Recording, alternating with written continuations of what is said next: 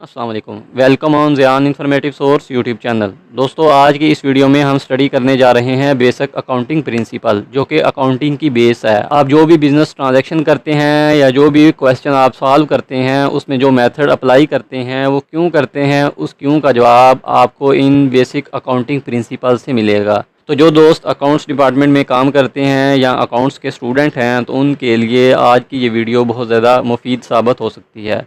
तो अगर आप ये सब कुछ सीखना चाहते हैं या सब कुछ जानना चाहते हैं, तो इस वीडियो को शुरू से लेकर आखिर तक ज़रूर देखिएगा। और इस तरह की मज़ीद वीडियोस देखने के लिए हमारे चैनल को सब्सक्राइब कर दीजिए और साथ बेल आइकन भी प्रेस कर दीजिए, क्योंकि इस चैनल के प्लेटफॉर्म से हम एजुकेशन के हवाले से और मुख्तलिफ इन्फॉर्मेटिव टॉपिक्स पे वीडियोस अपलोड करते रहते हैं। चलिए अपने टॉपिक की तरफ आते हैं। नॉर्मली हम इन्हें जनरली एक्सेप्टेड अकाउंटिंग प्रिंसिपल के नाम से जानते हैं, जिन्हें शॉर्ट फॉर्म में हम GAAP में लिखते हैं, जनरली एक्सेप्टेड अकाउंटिंग प्रिंसिपल। तमाम कंट्रीज़ में इन प्रिंसिपल्स को फॉलो किया जाता है और इसके अकॉर्डिंग फाइनेंशियल स्टेटमेंट और बिजनेस ट्रांजैक्शन रिकॉर्ड की जाती हैं। A set of rules or guideline developed to ensure the easy understanding of the accounting information। Accounting information के बारे में, बिजनेस ट्रांजैक्शन के बारे में जानने के लिए, उनको समझने के लिए कुछ रूल्स और गाइडलाइंस बनाए गए हैं, जिसे हम अकाउंटिंग प्रिंसिपल के नाम से जानते हैं। पहला हमारे पास प्रिंसिपल है business entity concept. Entity mean किसी चीज़ की शिनाख्त करना, किसी चीज़ को आइडेंटिफाई करना। बिजनेस एंटिटी कंसेप्ट हमें बताता है कि अकाउंटिंग पॉइंट ऑफ व्यू से और लीगल पॉइंट ऑफ व्यू से बिजनेस और ऑनर ऑफ द बिजनेस दोनों सेपरेट लीगल एंटिटी रखते हैं। This entity concept separate the business from its owner. As far as accounting concern, the owner and the business are two separate entities. This will help the accountant to identify the business transactions separate from the business owner's personal transaction. All form of businesses must follow this principle. तो business entity concept हमें बताता है कि business और owner of the business दोनों separate legal entity रखते हैं। जैसे ओनर ऑफ द बिजनेस में कैपिटल इन्वेस्ट करता है, तो वो बिजनेस की लाइबिलिटी है। बिजनेस ने वो अमाउंट ओनर को वापस पे बैक करना होती है। इसी तरह अगर ओनर ऑफ द बिज़नेस अपने पर्सनल यूज़ के लिए बिज़नेस में कुछ भी निकालता है, चाहे वो कैश की सूरत में है, चाहे वो गुड्स की सूरत में है, तो उसे हम ड्राइंग में लिखते हैं और ड्राइंग को हम कैपिटल में से लेस करते हैं। इसी तरह अगर बिज़नेस किसी भी दूसरे पर्सन से या फिनंशियल इंस्टीट्यूशन से लोन लेगा, तो उसे भी हम लाइबिलिटी कंसीडर करेंगे और इस लाइबिलिटी को बिज़नेस ने वापस पे बैक करना होता है। तो बिज़नेस एंटिटी कंसेप्ट अकाउंटेंट को अलाउ करता है कि वो बिज़नेस ट्रांजैक्शन को और ओनर की पर्सनल ट्रांजैक्शन दोनों को सेपरेटली ट्रीट करे। When the owner bring capital in the business, we will treat as liability of the business। जैसे मैंने पहले बताया कि ओनर ऑफ द बिज़नेस में इनिशियली कैपिटल इन्वेस्ट करता है या ड्यूरिंग द रनिंग बिज़नेस जब भी कैपिटल इन्वेस्ट करेगा, तो बिज़नेस की लाइबिलिटी होगी। बिज़नेस ने उस अमाउंट को वापस ऑनर को पे बैक करना है, क्योंकि ऑनर और बिज़नेस दोनों सेपरेट एंटिटी रखते हैं। नेक्स्ट प्रिंसिपल है money measurement concept. Money measurement concept हमें बताता है हमने अकाउंटिंग में वही बिज़नेस ट्रांजैक्शन रिकॉर्ड करनी है जिसको हम in term of money measure कर सकते हैं। ऐसी चीज़ें जिनको हम मनी में मेजर नहीं कर सकते, उसको हम बुक्स ऑफ अकाउंट्स में रिकॉर्ड नहीं कर सकते, क्योंकि बुक्स ऑफ अकाउंट्स में जर्नल लेजर में हम जब भी एंट्री करते हैं तो उसमें अकाउंट्स के साथ उसकी अमाउंट भी लिखी जाती है। तो ऐसा पॉसिबल नहीं है कि हम अकाउंट्स में बगैर अमाउंट के कोई भी एंट्री कर दें। This accounting concept states that only financial transactions will find a place in accounting, so only those business activities that can be expressed in term of money will be recorded in accounting. Any other transaction, no matter how significant, will not be find place in the financial accounts। कि business activity की वो तमाम transaction जिनको in term of money measure किया जा सकता है, हम सिर्फ उन्हीं ट्रांजैक्शन को बुक्स ऑफ अकाउंट्स में रिकॉर्ड करते हैं। इसके अलावा बाकी कोई भी मैटर, चाहे वो जितना मर्जी सिग्निफिकेंट है, हम उनको बुक्स ऑफ अकाउंट्स में रिकॉर्ड नहीं कर सकते अगर हम उस चीज़ को in term of money measure नहीं कर सकते। जैसे फॉर एग्ज़ाम्पल कंपनी के एम्प्लॉई बहुत ज़्यादा एफिशिएंट हैं, बहुत ज़्यादा टैलेंट है, स्किलफुल हैं, उनकी इस परफॉर्मेंस की वजह से कंपनी की सेल्स में इजाफा हुआ, कंपनी के रेवेन्यू में इजाफा हुआ या कंपनी की गुडविल इंक्रीज़ हुई है, तो हम एम्प्लॉइज़ की इन स्किल्स को अकाउंटिंग में एज ट्रांजैक्शन रिकॉर्ड नहीं कर सकते, क्योंकि हम एम्प्लॉइज़ की स्किल्स को, उसकी एफिशिएंसी को in term of money measure नहीं कर सकते। इसी तरह अगर फैक्ट्री में मुख्तलिफ एम्प्लॉइज़ के दरमियान आपस में कोई झगड़ा हो जाता है और उस झगड़े की वजह से अगर कंपनी के किसी एसेट को नुकसान होता है या कोई गुड्स डैमेज होती है, तो उसका लॉस हम अकाउंटिंग ट्रांजैक्शन में ज़रूर मेंशन करेंगे, लेकिन एम्प्लॉइज़ के आपस में जो कन्फ्लिक्ट है उसको हम बुक्स ऑफ अकाउंट्स में रिकॉर्ड नहीं कर सकते, क्योंकि हम इसको in term of money measure नहीं कर सकते। नेक्स्ट है cost concept. This accounting principle states that all the asset of the company are entered into the books of accounts at their purchase price. Cost concept हमें बताता है कि हमने books of accounts में एसेट की original value को लेना है। हम मार्केट वैल्यू पे एसेट की प्राइस बुक्स ऑफ अकाउंट्स में डिटरमिन नहीं कर सकते।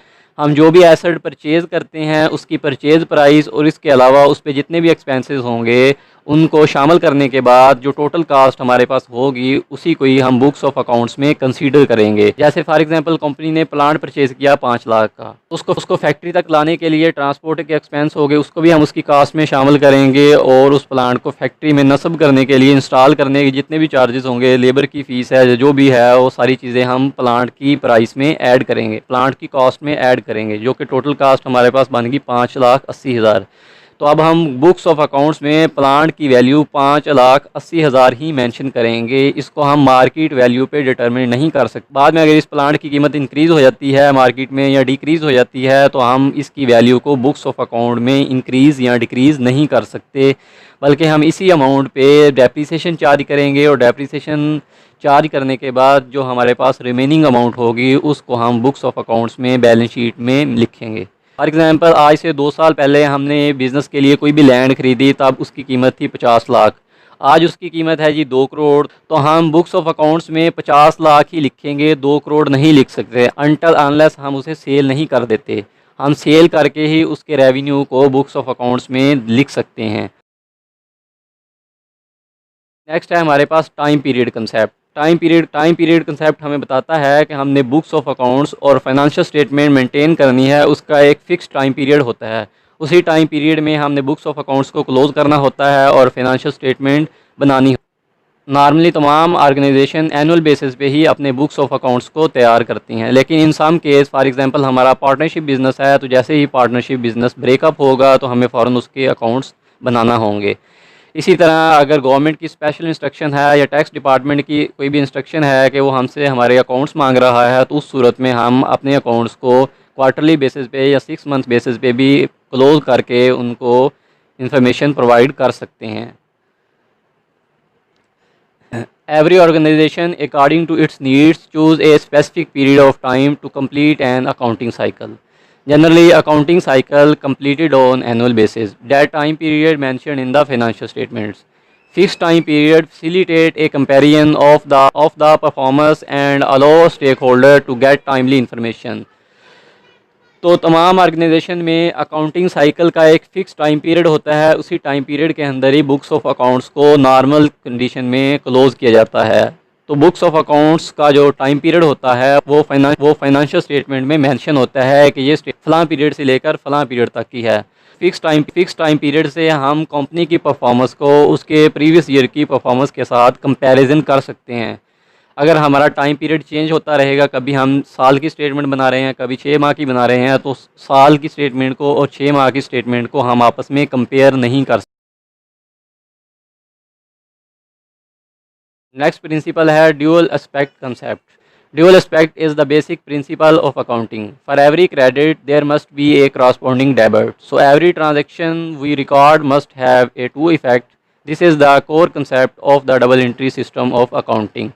तो ड्यूअल एस्पेक्ट कंसेप्ट हमें बताता है कि हम बुक्स ऑफ अकाउंट्स में जो भी ट्रांजैक्शन रिकॉर्ड करते हैं उसके ड्यूअल इफेक्ट हैं। अगर हम एक अकाउंट को डेबिट कर रहे हैं तो एट द सेम टाइम हम किसी दूसरे अकाउंट को क्रेडिट कर रहे होते हैं। फॉर एग्जांपल बिजनेस ने प्लांट परचेज़ किया 2 लाख का कैश पे, तो एक तरफ तो हमारे फिक्स्ड एसेट में 2 लाख का इजाफा हो रहा है, एट द सेम टाइम हम कैश पे कर रहे हैं तो हमारा बैंक बैलेंस या कैश इन हैंड में भी 2 लाख डिक्रीज़ हो रहा है। तो एक एसेट में इजाफा हो रहा है और दूसरे एसेट में हम कमी कर रहे हैं। तो बैलेंस शीट में हम फिक्स एसेट में 2 लाख का इजाफा कर रहे हैं और करंट एसेट में 2 लाख की कमी कर रहे हैं। इस तरह हमारी बैलेंस शीट इक्वल रहेगी। इसी तरह अगर यही प्लांट कंपनी क्रेडिट पे लेती तो फिर क्या होना था, फिर हमारे फिक्स्ड एसेट में भी इजाफा होना था। बैलेंस शीट में हमने एसेट साइड पे फिक्स्ड एसेट में भी 2 लाख का इजाफा करना था और लाइबिलिटी साइड में अकाउंट्स पेएबल में भी हमने 2 लाख का इजाफा करना था। तो इस सूरत में भी हमारी बैलेंस शीट की बोथ साइड इक्वल रहेंगी। इसी तरह हम ड्यूल एस्पेक्ट कंसेप्ट को अकाउंटिंग इक्वेशन के पॉइंट ऑफ व्यू से देखते हैं। अकाउंटिंग इक्वेशन क्या है? Asset is equal to liability. तो लाइबिलिटी में दो चीज़ें हैं, एक तो कैपिटल है जो ओनर ने बिजनेस में इन्वेस्ट किया है, वो भी बिजनेस की लाइबिलिटी है। इसके अलावा बिजनेस ने अगर क्रेडिट पे गुड्स ली हैं तो अकाउंट्स पेएबल की जो अमाउंट है वो भी लाइबिलिटी है, और इसके अलावा अगर कोई भी लोन लिया है तो वो भी बिजनेस की लाइबिलिटी है। तो accounting equation asset is equal to liability plus owner equity. Liability दो तरह की होगी, एक कैपिटल जो ओनर ने इन्वेस्ट किया, दूसरी लाइबिलिटी अकाउंट्स पेएबल की सूरत में। तो लेट्स सपोज कंपनी ने कोई भी मशीनरी परचेज़ की जिसकी प्राइस है 20 लाख, कैश पे परचेज़ की, तो क्या होगा? करंट एसेट में हमारे 20 लाख की कमी होगी क्योंकि हमने कैश से परचेज़ किया, उसकी पेमेंट की है, और फिक्स्ड एसेट में हमारे 20 लाख का इजाफा होगा। तो एक एसेट इंक्रीज़ हो रहा है और एक एसेट डिक्रीज़ हो रहा है। तो इससे हमारी अकाउंटिंग इक्वेशन की बोथ साइड बैलेंस रहेगी कि हमने एसेट साइड पे अगर 20 लाख का इजाफा किया तो एट द सेम टाइम हमने किसी दूसरे एसेट में 20 लाख की कमी की। इसी तरह अगर यही मशीनरी कंपनी परचेज करती है क्रेडिट पे 3,50,000 का, तो फिर क्या होगा? हमारे एसेट साइड पे फिक्स एसेट में भी 3,50,000 का इजाफा होगा, और दूसरी लाइबिलिटी साइड पे अकाउंट पेएबल में भी 3,50,000 का इजाफा होगा। इसी तरह लेट्स सपोज कंपनी ने पेमेंट किया है क्रेडिटर को अकाउंट पेएबल को 1,50,000 की, तो इस सूरत में क्या होगा? लाइबिलिटी साइड पे हमारी लाइबिलिटी अकाउंट्स पेएबल भी डिक्रीज़ होंगे, और एसेट साइड पे क्योंकि हमने पेमेंट की है बाय कैश की है या बाय बैंक की है, तो एसेट साइड पे हमारे कैश में भी कमी होगी। तो इस तरह अकाउंटिंग इक्वेशन में हमारी दोनों साइड्स इक्वल रहेंगी। तो ड्यूल एस्पेक्ट कंसेप्ट हमें बताता है कि हमने दोनों अकाउंट्स को बैलेंस रखना है। जितनी अमाउंट हम डेबिट में लिखेंगे सेम उतनी अमाउंट को ही हम क्रेडिट में भी लिखेंगे। नेक्स्ट कंसेप्ट है, ये कंसेप्ट हमें बताता है कि हम जब भी बिज़नेस स्टार्ट करते हैं तो इनडेफिनिट पीरियड के लिए करते हैं। हम ये सोचकर बिज़नेस स्टार्ट नहीं करते कि हमने इसे 1 साल बाद या 2 साल बाद इस बिज़नेस को वाइंड अप कर देना है। हम इनडेफिनिट पीरियड के लिए, हमेशा के लिए बिज़नेस को कंटिन्यू रखना चाहते हैं। Going concern concept assume that a business will continue to operate indefinite period. So under this principle, allow the company to defer some of its prepaid expenses until future accounting period.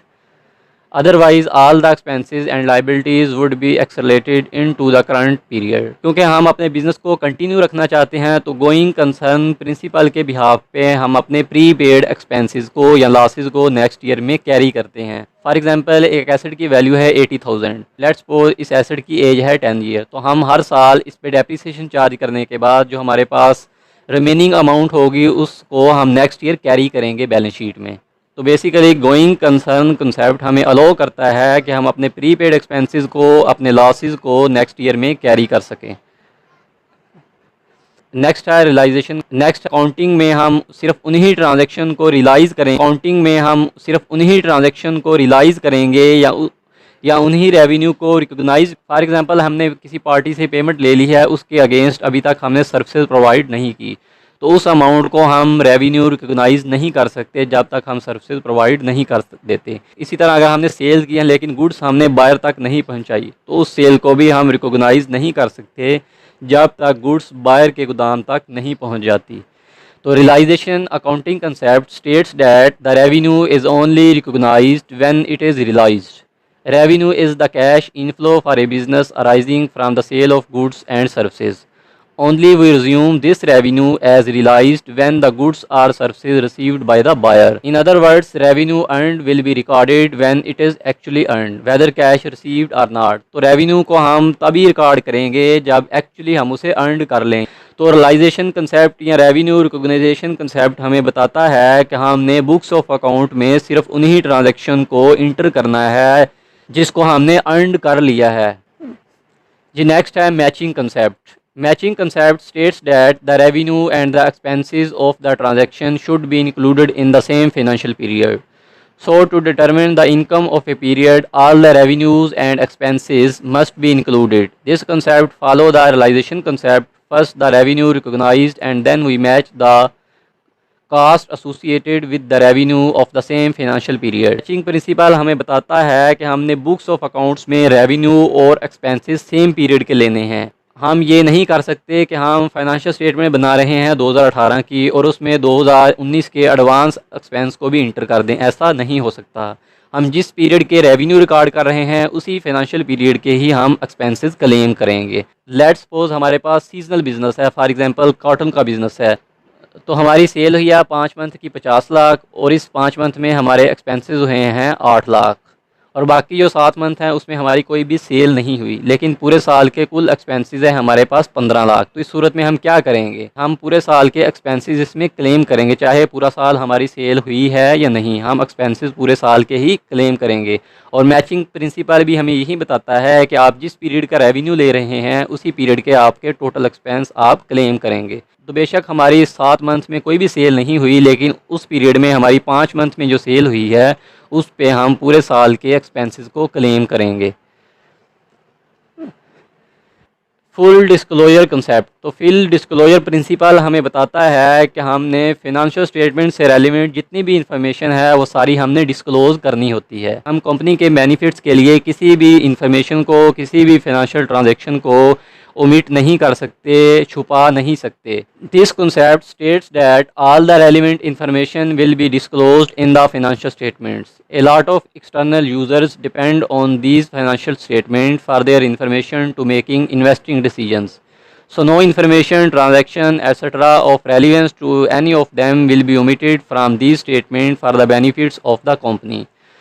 तो financial statement से related हमने तमाम information को disclose करना होता है, public करना होता है। जैसे फाइनेंशियल स्टेटमेंट के साथ कोई भी फुट नोट्स हैं तो उसको भी हमने डिस्क्लोज़ करना है, क्योंकि जो एक्सटर्नल यूज़र होते हैं वो फाइनेंशियल स्टेटमेंट पे इन्हसार करते हैं। फाइनेंशियल स्टेटमेंट से कंपनी की फाइनेंशियल पोजीशन देखने के बाद ही ये डिसीजन लेते हैं कि आया उसने इस कंपनी में इन्वेस्टमेंट करनी है या नहीं। तो इस तरह हम तमाम रेलिवेंट्स डॉक्यूमेंट को जो फिनंशियल स्टेटमेंट से रेलिवेंट हैं उसको हम लाजमी शेयर करेंगे। जी नेक्स्ट है अक्रूरल कंसेप्ट या अक्रूरल प्रिंसिपल। तो एक कैश बेसिस ऑफ अकाउंटिंग है और एक अक्रूरल बेसिस ऑफ अकाउंटिंग है। कैश बेसिस ऑफ अकाउंटिंग में हम ट्रांजैक्शन तभी रिकॉर्ड करते हैं जब हमारे पास एक्चुअली कैश आए या हम कैश की पेमेंट करें। तो जब तक हम कैश पे नहीं करेंगे या जब तक कैश रिसीव नहीं करेंगे हम ट्रांजैक्शन इंटर नहीं करेंगे कैश बेसिस में। तो कैश बेसिस ऑफ अकाउंटिंग आजकल के बिज़नेस में एग्जिस्ट नहीं करती। तो इससे ना तो हमारे अकाउंट्स रिसीवेबल होंगे, ना अकाउंट्स पेएबल होंगे, ना हमारे क्रेडिटर होंगे, ना हमारे डेटर होंगे, क्योंकि कैश बेसिस ऑफ अकाउंटिंग का तल्लक बराह रास्त कैश से है कि जब तक हम कैश रिसीव नहीं करते हम ट्रांजैक्शन को नहीं रिकॉर्ड करते। लेकिन अक्रूरल बेसिस ऑफ अकाउंटिंग इसके अपोजिट है। अक्रूरल बेसिस ऑफ अकाउंटिंग में जैसे ही ट्रांजैक्शन डन हुई हम उसको बुक्स ऑफ अकाउंट्स में रिकॉर्ड कर देते हैं, चाहे उसके अगेंस्ट हमें अमाउंट रिसीव हुई है या नहीं, हम उसकी ट्रांजैक्शन को बुक्स ऑफ अकाउंट्स में लिख देते हैं। Accrual basis concept states that transaction should be recorded in accounting period when they are actually occur. It means that revenue is recognised when earned whether cash received or not, and expenses are recognized when occurred whether paid or not. तो अक्रूरल basis of accounting हमें बताता है कि हम जैसे ही revenue recognise करेंगे, earn करेंगे, उसके अगेंस्ट हमने कैश रिसीव किया या नहीं हम उसे बुक्स ऑफ अकाउंट्स में इंटर कर लेंगे। इसी तरह जैसे ही हमारा एक्सपेंस अकर हुआ उसके अगेंस्ट हमने पेमेंट की है या नहीं की है, लेकिन उसे हम बुक्स ऑफ अकाउंट्स में इंटर कर लेंगे। ये नेक्स्ट अकाउंटिंग प्रिंसिपल है conservatism concept. This accounting principal promotes prudence in accounting. तो कंजर्वेटिज्म कंसेप्ट अकाउंटिंग में प्रूडेंस क्रिएट करता है, यानी कि अक्लमंदी का मुजाहरा करना, समझदारी का मुजाहरा करना। It states that profit should not be included until it is realized. However, losses, even those not realized but the possibility of occurring, should be included in the financial statement. So all the losses are recognized. Those that have occurred are likely to be occur. Conservatism concept में हम क्या करते हैं कि future में होने वाले profit को हम रियलाइज़ नहीं करते, लेकिन फ्यूचर में एक्सपेक्टेड लॉसेस को हम रियलाइज़ करते हैं और उनके लिए हम फाइनेंशियल स्टेटमेंट में प्रोविजन रखते हैं। जैसे for example provision for doubtful debts, provision for depreciation, provision for taxation, provision for marriage etcetera. यानी कि कंजर्वेटिज्म कंसेप्ट हमें बताता है कि हमने फ्यूचर में तमाम एक्सपेक्टेड लॉसेस के बारे में पहले से तैयारी करनी है कि फ्यूचर में हमें लॉस हो सकता है। तो इसलिए हम उन एक्सपेक्टेड लॉसेस से रिलेटेड फाइनेंशियल स्टेटमेंट में प्रोविजन रखते हैं ताकि अगर लॉस हो तो उसको उस अमाउंट से कंपनसेट किया जा सके। जैसे for example provision for bad debts, कि हम फ्यूचर में एक्सपेक्ट कर रहे हैं कि हम हमारे जो अकाउंट्स रिसीवेबल हैं उसमें कुछ अमाउंट हमारी बैड डेट्स में कन्वर्ट हो जाएगी। हमारा जो डेटर होगा उसको पे नहीं कर सकेगा, उसकी लाइबिलिटीज़ उसके एसेट से ज़्यादा हो जाएंगी, तो उस सूरत में हम प्रोविजन रखते हैं कि जब हमें वो अमाउंट रिसीव ना हो तो प्रोविजन फॉर डाउटफुल डेट से उस अमाउंट को, उस लॉस को हम कंपनसेट कर सकें। नेक्स्ट अकाउंटिंग कंसेप्ट है materiality concept. Materiality concept means that all material concept relevant information must be recorded in accounting process. The materiality of a transaction will depend on its nature, value and its significance to external user. It depends on the company business worth. Materiality concept क्या है? Materiality means relevant. तो हमारे business के nature से relevant जो भी information होगी, जो भी एक्सपेंसेस होंगे, उसको हम बुक्स ऑफ अकाउंट्स में रिकॉर्ड करेंगे। ये principle company to company vary करता है। हम अपने कंपनी के बिज़नेस को देखेंगे, कंपनी के कैपिटल को देखेंगे। अगर बहुत बड़ी कंपनी है तो वो छोटे मोटे लॉसेस को इग्नोर कर देगी, लेकिन अगर वो उसके बिज़नेस से रेलिवेंट हैं, उनका लिखना ज़रूरी है, उनका रिकॉर्ड ज़रूरी है, तो फिर बुक्स ऑफ अकाउंट्स में हम रिकॉर्ड करेंगे। मैं एग्जांपल देता हूँ कि एक अमीर आदमी है, एक रिच मैन है, उसका अगर छोटा मोटा कोई भी लॉस हो जाता है तो उसको इग्नोर कर देता है, बुक्स ऑफ अकाउंट्स में इंटर नहीं करता, क्योंकि उसका कैपिटल इतना ज़्यादा है, उसका रेवेन्यू इतना ज़्यादा है, उसको छोटे मोटे लॉस से कोई फ़र्क नहीं पड़ता। लेकिन इसके अगेंस्ट अगर कोई गरीब आदमी है, छोटा आदमी है, तो उसका अगर थोड़ा सा भी कोई लॉस होता है तो वो उसको ज़रूर कंसीडर करता है। फॉर एग्जांपल एक बहुत बड़ी कंपनी है, उसने ऑफिस के लिए 20,000 का कंप्यूटर ले लिया, तो उसको वो एसेट के तौर पे डील नहीं करेगी, तो उसको वो बुक्स ऑफ अकाउंट में एज एसेट नहीं लिखेगी, क्योंकि उसका कैपिटल इतना ज़्यादा है तो 20,000 की अमाउंट को एसेट कंसीडर नहीं करती, तो इस 20,000 को एज एक्सपेंस अपने बुक्स ऑफ अकाउंट्स में लिखेगी। लेकिन अगर छोटी कंपनी है जिसका कैपिटल थोड़ा है, उसका बिज़नेस ट्रांजैक्शन थोड़ी हैं, तो वो इस 20,000 की अमाउंट को एक्सपेंस ट्रीट नहीं करेगी, बल्कि वो इस 20,000 की अमाउंट को एज एसेट लिखेगी। तो materiality concept business to business, company to company vary करता है। हम बिज़नेस के वर्थ के हिसाब से कंपनी डिसाइड करती है क्या उसने छोटी मोटी कास्ट को एक्सपेंसेस में इंटर करना है या उसको एसेट में ट्रीट करना है। नेक्स्ट हमारे पास है consistency concept. Consistency mean continue रखना। मुख्तलिफ ऑर्गेनाइजेशन एक ही अकाउंटिंग पॉलिसी और एक ही मेथड को फॉलो करती हैं अपनी परफॉर्मेंस को कंटिन्यू रखने के लिए। कंसिस्टेंसी कंसेप्ट क्या है? This is the concept that once company adopt an accounting policy और method it should not frequently change. You should continue to use it until better principle comes along. This allows user to make inter-firm and inter-period comparison. Also, frequent changes in policies may be manipulate the account. तो consistency concept या consistency principle हमें बताता है कि हमने जो भी accounting policy follow करनी है या जो भी मेथड हमने फॉलो करने हैं उसको लॉन्ग टर्म के लिए लेना है। हम फ्रीक्वेंटली अपनी अकाउंटिंग पॉलिसी को चेंज नहीं कर सकते। हमें फ्रीक्वेंटली अपनी अकाउंटिंग पॉलिसी को चेंज नहीं करना चाहिए जब तक इससे बेटर प्रिंसिपल हमारे पास ना आ जाए। अगर हम फ्रीक्वेंटली अकाउंटिंग पॉलिसी को, मेथड को चेंज करेंगे तो उससे ना तो हम ट्रू अकाउंट्स निकाल सकते हैं और ना ही कंपनी की परफॉर्मेंस को प्रीवियस ईयर से कंपैरिजन कर सकते हैं।